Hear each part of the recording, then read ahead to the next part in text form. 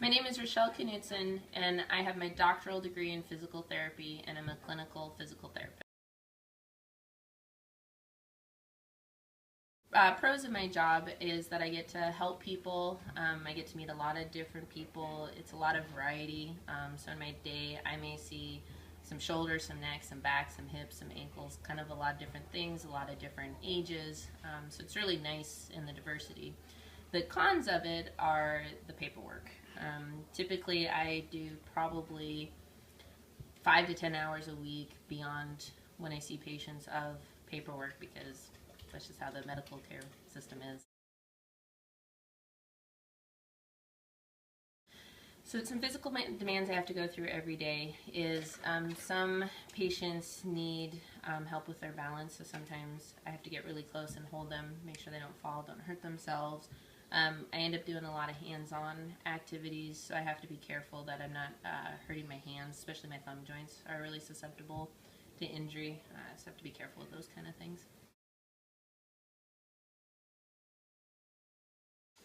So my favorite story isn't necessarily a happy story.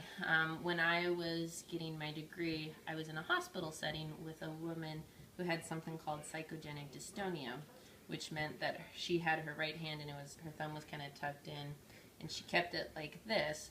And it wasn't because she was having any medical issues actually going on. It was that her brain was having some sort of challenge, and it was expressing itself as a hand like this. So despite trying as hard as we could to try and get her to open her hand, to relax it, we just weren't able to, because it was a physical symptom that was coming from the brain. Sure. So usually what happens is a patient will come in for an initial evaluation where I'll ask them some background questions. How long has this been going on? When does it hurt? Have they found anything that helps? And then depending on what their answers tell me, then I go and I'll look into things more specifically, and I'll try to see if I can identify what exactly the problem is. So sometimes it's a case of the joint doesn't move as well as it should, so then I try to move it for them. Sometimes they lack some strength, and so then teaching them the tools they need to kind of help strengthen them up. And it's not a quick fix. Usually patients are often seeing me a couple times a week for several weeks, and just progressing them kind of to their tolerance depending on what they have going on. So some things people should know about going into my profession is that it's a lot of work to get the degree, but I think it's totally worth it. I love my job, but I did get my bachelor's degree, and then I went on to get my doctoral degree, so that's 7 years of additional schooling. And I think, if you have kind of a medical side of things and you really want to help people, there's a lot you can do, but, there's also a lot to know, so you can get frustrated that you see people and you can't get them better, and maybe just physical therapy is not the right thing. There's a couple of different things. You want to make sure that you have good posture, which means that your shoulders are back and relaxed, that your head's back. You also want to make sure you have strong muscles in your glutes, because if those are weak, you're more likely to have knee problems, balance issues, and knee pain that will result in eventually needing a knee replacement when you get much older.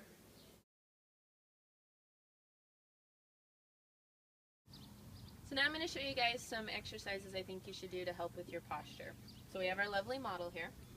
So the first thing I want you to do is I want you to roll the shoulders backwards. Just nice, gentle, easy, always backwards, because you roll forward, just encourages slouching. You don't get slouching. It's common to feel some snapping, some popping, some clicking. Don't worry about it if it doesn't hurt. How those feel? Good. Okay, so the next one I want you to do is you're going to pull your shoulder blades together, hold about 5 seconds, and relax. So do a couple more of those. These are called shoulder blade pinches, and they work on bringing your shoulders back into a good position. How's that feel? Good. It like pinches, but yeah. Okay, so the last one I want you to do is something called the chin tuck. So what you do is you keep your head nice and level, and you bring your head straight back, trying to give yourself a double chin. Good. Hold a couple seconds, and then relax. Sometimes with the chin tuck exercise, people get headaches with them. So if that starts to happen, back off a little bit, but continue to do the exercises. It's important. How long should they do each of these exercises? So you should do these exercises, about 10 of each exercise, 2 to 4 times a day, just so you don't ever lose your bad posture. So now I'm going to show you guys some of my favorite exercises to keep your core and your hips strong. So Kiana, if you can go ahead and lay down on your back for me. All right. With your knees bent and your feet resting. Good.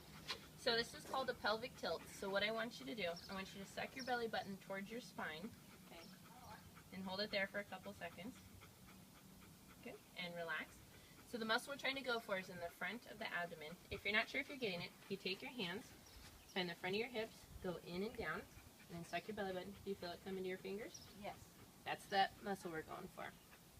So the next one I want you to do, go ahead and roll onto your side for me, please. Okay. It's called a clamshell. So your knees are bent with your heels lined up with your buttocks and your back nice and straight. You keep your feet basically together, and I want you to open and close your knees for me. Good. And come back down. So with the pelvic tilt, you want to do about 5-second holds 10 times, and these do about 20 times on each side. And you should feel a nice burn kind of in your glute. And the last one I really like to give people is I want you to get into that side plank position. I call these stars. So you're going to be on your elbow. You lift your hips up into a side plank, and then you kick your top leg up and then back down. So the goal is to be able to do 10 of these in a row, but if you need to take a break, that's okay, and switch to the other side.